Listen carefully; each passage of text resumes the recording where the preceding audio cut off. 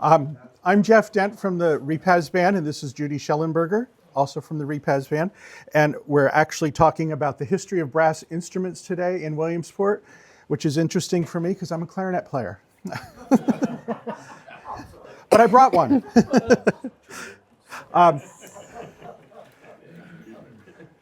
Williamsport, Pennsylvania, history of brass instruments. Okay, go ahead. In the 19th century, Williamsport was the lumber capital of the United States with more millionaires per capita than any other United States city. West 4th Street was known as Millionaires Row. The millionaire nickname remains today even as the high school nickname and mascot.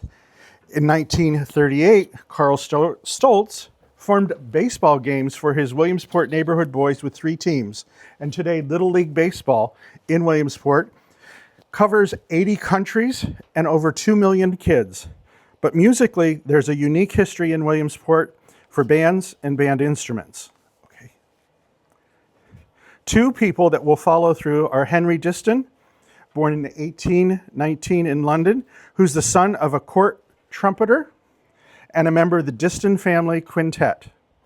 Luther Keefer, born in Littlestown, PA, was an apprentice and a foundry owner with his brother John and his father. Diston, yeah, this is the right one. Wait, go back one. Thank you, okay. In 1857, London, Henry Diston was the owner of Diston & Sons and expands from manufacturing just brass mouthpieces and uses the Adolph Sax model brass horns to become the most important brass instrument factory in England, with 20 employees and a 3,000-foot square factory. The Diston cornet at that time was one of the top sellers. Okay. Diston lists 19 various patents with brass instrument parts and mechanisms. The most modern-day brass instrument valves right now are descendants of the Diston light touch piston valve, patent 1864. Boozy and Company purchased Diston in 1868, still maintaining the Diston name and trademark eagle logo. Henry Diston moves to New York to, as he put it, run a monster musical instrument factory. He actually opened several small shops and struggled financially.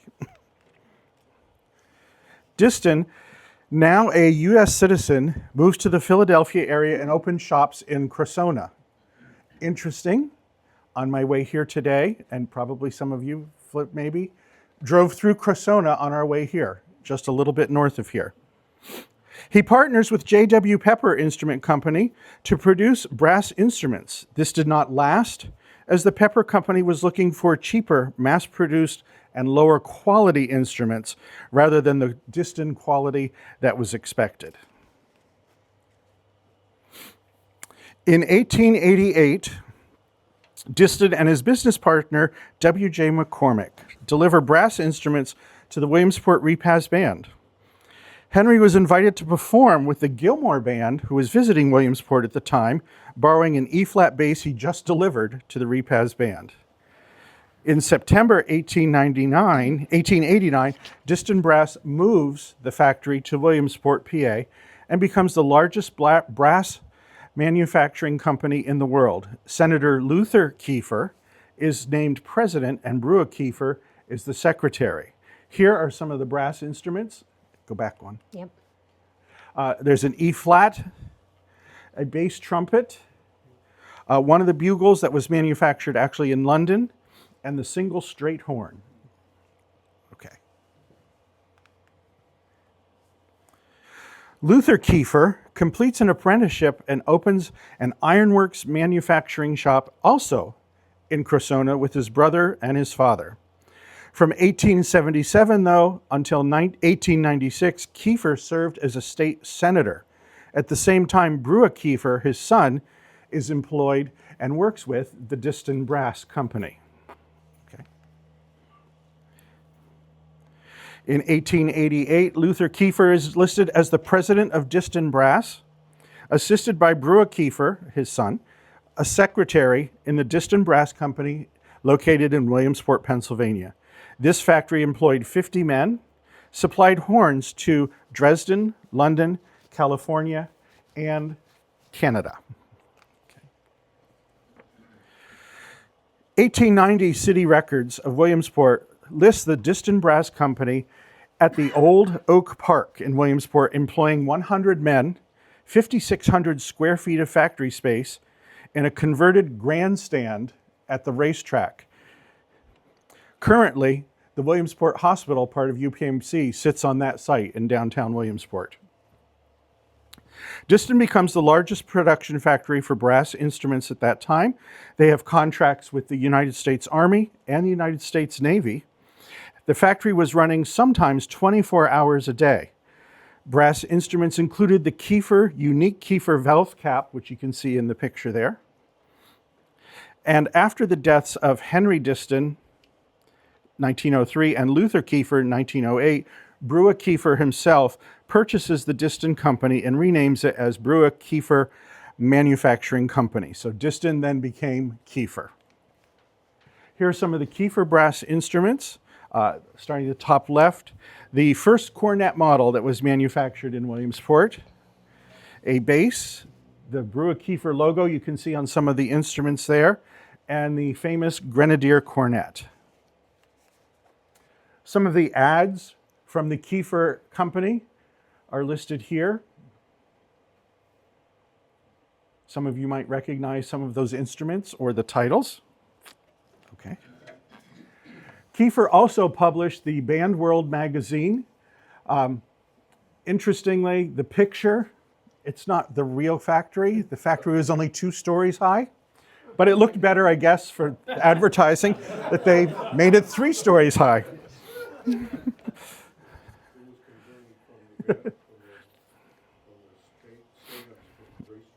Yes, I mentioned that. Yeah. Okay. John Hazel, the famous cornetist, joined with Keefer to personally test each of the cornets and trumpets that were manufactured, and he added his personal letter of approval to all of the instruments coming out of the factory. And there's the quote of what was used for those Jeff, manufacturers. in the handout that you got, there's a lot more information about John Hazel that is really great.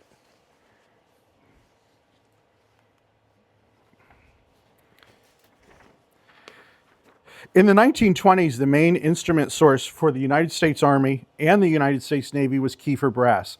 The 1920 John Hazel composition, Keefer's Grenadiers, which you'll hear this afternoon and you'll play, was written as a tribute to the Keefer cornet. 2 world-renowned musicians partnered with Brewer Keefer at the same time to design and to endorse brass instruments. Gardell Simons, trombone, and Ernest Williams, trumpet, both of the Philadelphia Orchestra, were partners with Keefer at that time. And there's samples of some of their instruments. If you are familiar with Ernest Williams, he went on to form a summer music camp in the Catskills with many of his friends and partners from the Philadelphia Orchestra who were teachers. As a side note, as I was cleaning out my father's cornet case many years ago, I found his notebook from the Ernest Williams music camp, which he attended while he was in high school with several of his friends. Also in Williamsport for a very brief time was the Imperial Brass Company.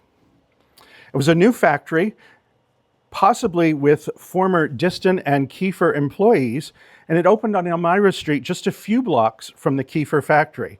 And then it later moved to South Williamsport. Charles Menck, who was a Russian attorney living in Williamsport, and Felice Galati, an Italian toolmaker, were the primary officers and owners of the Imperial Brass.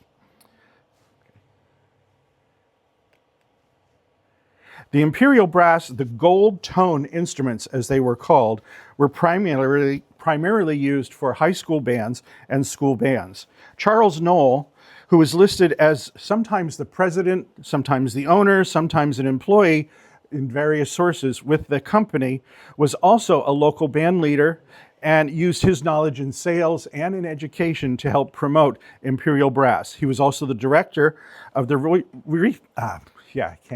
Repaz junior band, using junior high and younger students to promote the repaz band. That company closed after just 13 years in 1935. There's not a lot of history on it. However, there are several instruments, and there are a few instruments here today that you'll see that are Imperial or Keefers. Both Imperial and Keefer provided clarinets and saxophones. They didn't manufacture them in Williamsport. They brought them in and just stamped them. So you'll see a clarinet up here with the Imperial logo on it. Okay. Going back now to Keefer, if we interrupted there with the timeline. In the 1940s, business started to slow down due to fewer brass imports that were available due to war issues. Brewer Keefer III was employed by the Aviation Corporation in Williamsport, which evolved into Avco, and then Lycoming Motors, and eventually now Lycoming Engines. Lycoming Engines, by the way, is one of the major concert sponsors for the Williamsport Repaz Band at this point. And Judy will be running you through the Lycoming Motor March, composed by John Hazel for the Lycoming Engine Company, and we use it to open our concerts right now.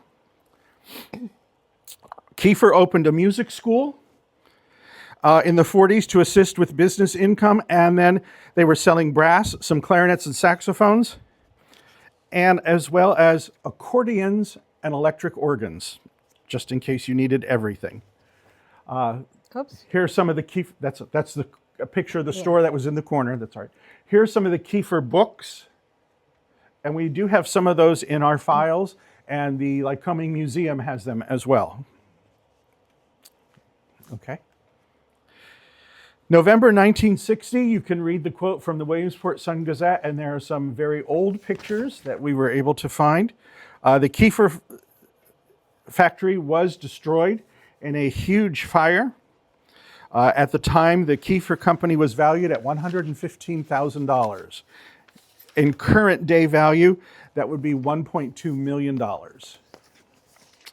The factory was never rebuilt. Brewer Keefer passed away in 1973. Brewer Keefer III in 1996. John Hunsinger, who is one of the local music historians in Williamsport and provided a lot of this information, had a chance to interview Brewer Keefer III and got a chance to talk to him before he moved away. Okay. Some of our sources were John Hunsinger, Diston Catalog, the Keefer Catalog, grovemusic.com, Brass History, Hornucopia, Grit, and Sun Gazette Archives. I will note that some of the dates in all of these different sources don't always quite line up. They're near each other in years, but the various sources have a lot of that information, and that's available if you're ever researching anything for brass instruments. I found a lot of useful history at brasshistory.net.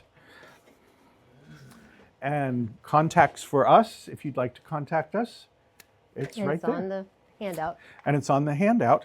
And if anybody would like a whole copy of the PowerPoint, just email me and I can send it out as a PDF. It's not a problem at all. Okay. If you'd like to take a minute and look at instruments, let's talk about but Judy has just one note about a trumpet here. Okay. And you might want to turn on the lights so you can see these a little better.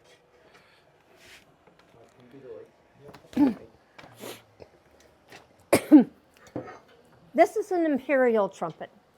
My father-in-law, David Shellenberger, was a student at Susquehanna University.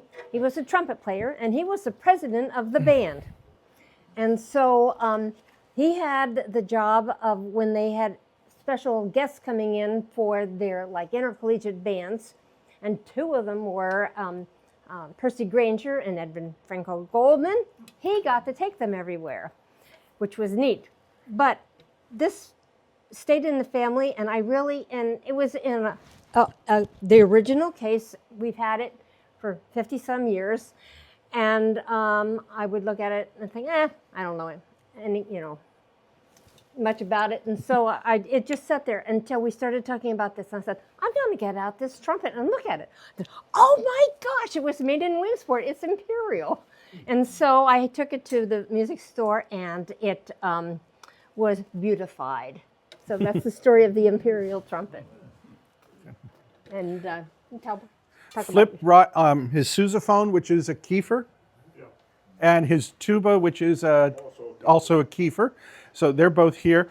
This is the clarinet, actually from the Imperial. It's an Albert system. It was in a locker for many, many, many, many, many years at Jersey Shore Junior High, then middle school, and I remembered it was there, so I borrowed it for this weekend. No, I'm not going to play it. And the current director said, do you want to try it? I said, absolutely not. It smells. It sat in the sun for 2 or 3 days. And one day a year, because someone said, Jeff, that's not even your instrument. I'm a clarinet player, but one day a year I go to the dark side for Tuba Christmas and play an Imperial euphonium that I found at a yard sale for about $5 or $6. So, and that is in working order. So, and that's it for history of brass instruments in Williamsport. Good. My sousaphone is a 1929 Keefer, and I have those red buttons on it. So if you want to take a look at them, they're essentially what they're supposed to be is a phoenix rising from the ashes. Now, most of the buttons that I've ever seen are blue, but I have a friend of mine. This was in my attic when I bought the house, and I didn't see it because it was black. Okay, and the bell was up inside, you know, like it is in the green bag. But yeah, I had it worked on this summer, but he didn't take any of the dents out, which I'm kind of disappointed in. It plays really nice. It's got a pretty logo here. The logo on the little E flat is more like a distant logo. So I think this is a lot fuller than what the numbers say it is. Because I think this is right after it was the Keeper took over this. So and this really plays really nice. I bought it about 3 weeks ago. It was black, and some places you can see how black it was. But I took it to Dr. Chavatari, who's the head of the music department at Lycoming College, and he's a tuba player. And he picked it up, and I said, God, the sound that came out was just wonderful. I have another E flat that I used with the New Horizon band, the Judith conduction. I teach the new people, and this thing has got so much more sound, so much more beauty to it. It's just